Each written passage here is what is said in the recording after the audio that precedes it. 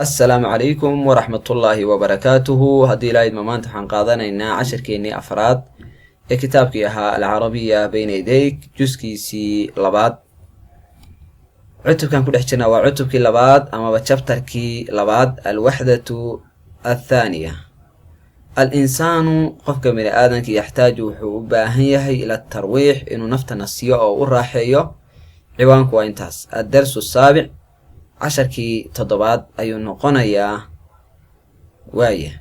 marka xagga kitaabka la fiiriyo Hishaam iyo Ibraahim ayaa sheekisanaya. Hishaam ayaa hadalkii bilaabay wuxuu yiri alxamdulillaah ilaahay baa mahad iska leh calaa salaamatika badbaadadaada nabadgelyadaada yaa Ibraahimow ilaahay inuu ku badbaadiyey waa uu ku mahadsan yahay. ilaahay baa mahad iska leh ku badbaadiyey oo Ibraahim waxbaa ku dhacay oo uu xanuunsaday. xanuunka ku dhacayna wuxuu yahay waa miir doorsoon uu miirkii baa ka tagay. Ibraahim wuxuu yiri shukran laka waad mahadsantahay anaa bikhayr baan ku suganahay walxamdulillaah ilaahay ayaana mahad iska leh. Hishaam wuxuu yiri maada xadatha maxaa dhacay limaada anta huna limaada maxay baad anta adigu huna halkan ugu sugan tahay oo u joogtaa dhakhtarka maxaad u joogtaa. waaye dhakhtar ayuu joogaa. Ibraahim wuxuu yiri uqmi calaya waa la imiir dooriyey oo miirkii ayaa iga tagay وأنا في الشركة أنيقو كتيرا شركة دحديدا وعندما أفقت ماركي ميركو إيسو لابتاي أما بقى أنسو براروغي أنسو توصي وحد هديد بقى أفاقا ماركا اللي يحوي قفكو ماركا أمير دور صومو كدب إميركي سوصو لابتاي يحللي أفاقا وحوي ميركي أيا أوصو لابتاي وعندما أفقت markii aan miirsaday ee miirkaygii soo laabtay wajadtu nafsi naftayda ayaan ka helay huna halkan fi mustashfa isbitaalka ayaan naftayda ka dhex helay oo anigoo isbitaalka ah loon baas arkay. Hishaam wuxuu yiri wama ra'yu tabiib maxay tahay talada iyo nasiixada uu ku siiyay dhakhtarku. Ibraahim wuxuu yiri faxasani tabiib dhakhtarku ii baaray wa qaala li wuxuuna igu yiri anta bi khayr baad ku sugan tahay. Hishaam wuxuu yiri mal mushkilatu maxay tahay dhibaatadu. إبراهيم وحولي الأمر عجيب أرنتو لياب بيلاده جدا بيولي لياب أطهي طلب مني وحو إيقاع الصدي أو إيقاع دالبي لاختركو طلب مني الطبيب لاختركو وحو إيقاع الصدي إيقاع دالبي أن أغير إنهم بدلو أسلوب حياتي خابك إيقافك أن أنولهي إن بدلو أن أغير إنهم بدلو أسلوب حياتي قابنا للايت كيقا قابك أن أنوراي أسلوب وقابك أما بحب. واي هشام حولي تغير أسلوب حياتك تغير وتبدليسه أسلوب حياتك موحاد بدليسه قابك أنو شهي والله يابه علامة التعجب هالكن كوتان ماذا يقصد محوج هذا نختاركو بدل على يعني نرش هذا قابك أنو شهي بدل محكوضة. إبراهيم حولي قال لي وحولي حياتك نرش هذا كله هذا منتد عمل وشقه لا ترويح فيها وح راحي أما بقول راحين نفط الله راحيه كما جرتو. هشام حولي يا له من أمر عجيب وابا أرين لياب له ألا محايتها أرنتو أرين لياب له وابا أرنتن أرين لياب له ويم ها ويا وأرين عجيبة وأرين لياب له.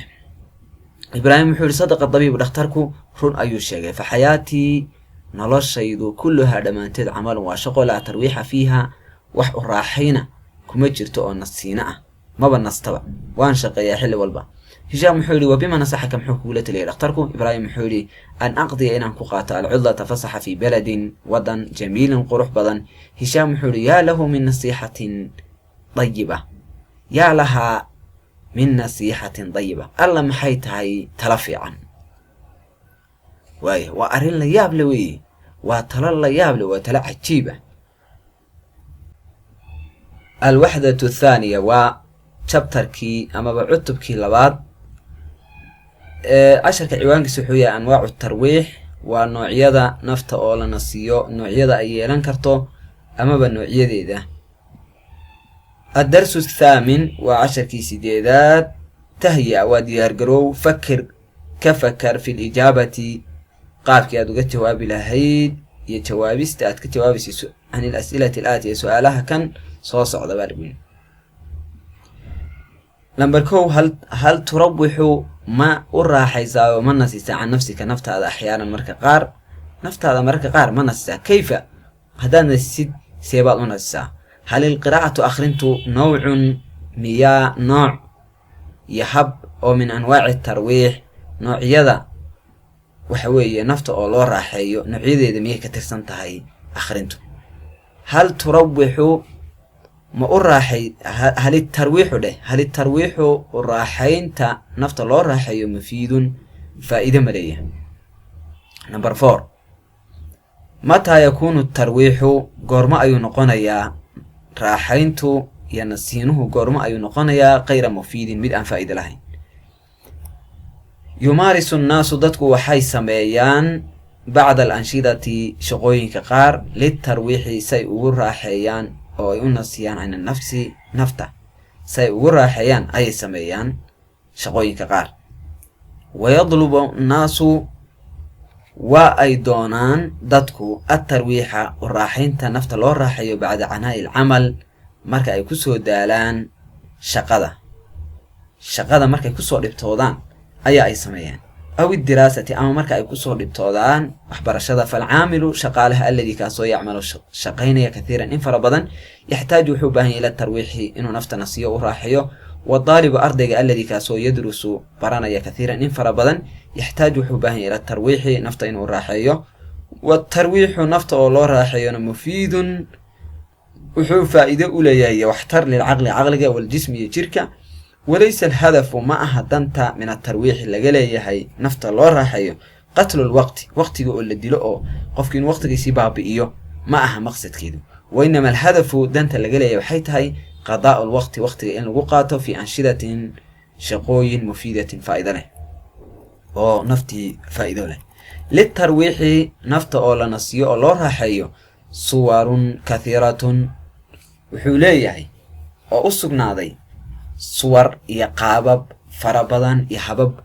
وحوي فربضا أيوليه منها وحاكم ذا القراءة إنه قفك وحقريو أيا كم ذا با راحينتي نفط اللور راحيني إلا نسيني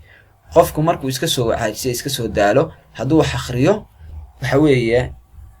qiraa'adu faa'iido ayay u tahay markuu qiraa'adu ku daalana in uu nasto ayaa tarwiix iyo raaxa u noqonaysa wa mumarasati ar-riyada yaqofku inuu sameeyo jimicsi wa safari ya safarki isna wuxuu kamid yahay noocyada waxa weeye nafti oo la nasiyo ama ba loo raaxeeyo ayuu kamid yahay way qofku markuu safro xoogay waxa laga safarka inuu nashaad ku dareemo laakiin haduu waligi meel uu iska fadhiyo waxa weeye uu ku tafashay uu ku daalaya waqadaa'u waqtiga in lagu qaato fi xadiiqati beer in lagu qaato taas lafteedu waa nafti oo loo raaxeeyay ay suwarka ay kamid tahay aw cala shaadi ama ba xeebta marka qaar in xeebta la tago oo iska fiican tahay wal caabil xasuub waxa kale oo kamid ah tarwiixi in mararka qaar la ciyaaro ciyaaraha computerka xasuub waa computerka alcaabna waa ciyaaraha computerka mararka qaar in la ciyaaro ayaa noocyada raaxaynta nafta loo raaxaynay kamid ah way qaamata al mukhayamat iyo in la oogo oo la sameeyo tendooyin ayaa la sameeynaya inta mesela ba outing ama dalxiis loo baxo dalxiis baa loo baxaya kadib meel cilaa la tagaya tendooyin baa laga dhisanayaa halkaas la soo joogaya oo lagu soo nasanaya qaabkaas oo kale lafteedu waa nooc min at-tarwiix naftii oo loo raaxeeyay ama ba la nasiyay ay noqonaysaa waayahay guriga kaliya hadaa iska joogtid wax weeye waad ku daalaysaa aqliyan iyo jismiyan labadaba u daali kartaa waayahay raaxaynta marka la leeyahay qofka naftiisa u raaxeeyana de raaxayntu jirka kaliya in loo raaxeeyo ma aqliga iyo maskaxda in loo raaxeeyo lafteedu ku jirta wasaydu samaki iyo in la ugaarsado malayga ama wakaluun saa taqaanid wa ziyarati al-mataaxif waxa kamid ah noocyada tarwiixa inuu qofku uu booqdo meelaha waxa weeye hidaha iyo dhaqanku ay yaaliin mataaxifta ama matxafka waxay Soomaalidu u yaqaaniin waa meelaha alaabihii hore laga helo sida mesela Soomaalida oo kale qalabkii xoolaha hubkii bariga hore lagu dagaalami jiray wixii hore oo dhan meelaha laga helo ayaa waxa la dhahaa mataaxif amaba museumna waa la dhahaa oo ingiriisi baan filayaa. waayahay yufadilu kathiirun waxay jecel yihiin in badan oo min annaasi dadka ka mida alqiraa'ata akhrinta ayay jecel yihiin markay rabaan inay naftooda u raaxeeyaan waxbay akhriyaan. fa fiiha faa'idatun waxaa ku jira wax akhrinta faa'iido wa mutcatun iyo raaxo ayaa ku jirta. falinsaanu qofku yurawixu wuu u raaxaynayaa oo uu nasinaya can nafsihi naftiisa biqiraa'ati alqisas wuxuu ugu raaxaynayaa naftiisa akhrinta sheekooyinka washicri iyo gobayga walkutubi almufiidati iyo kutubta faa'iidada leh. wa min atarwiixi u raaxaynta waxaa ka mid ah almufiidi faa'iidada leh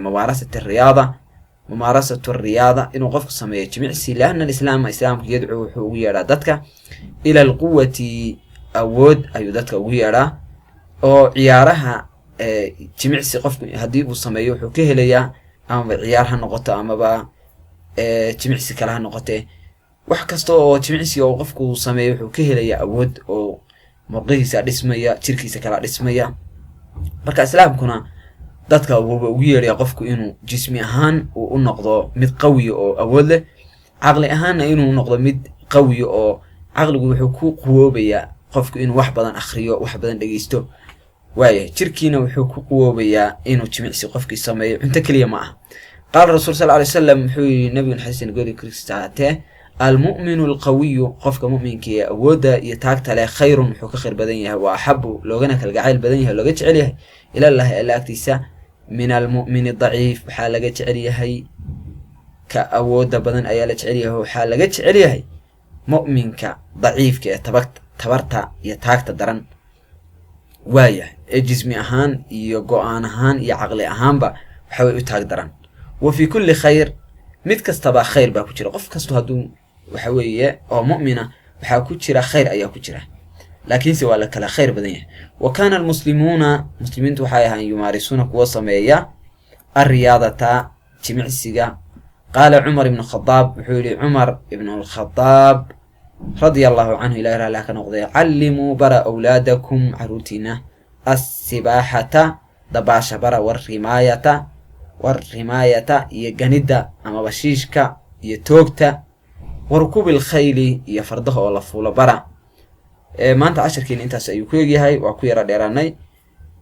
casharkan cashar lamida intaan ku kulmayno sidaas iyo nabadgelyo. wassalaamu calaykum waraxmatullahi wabarakaatu.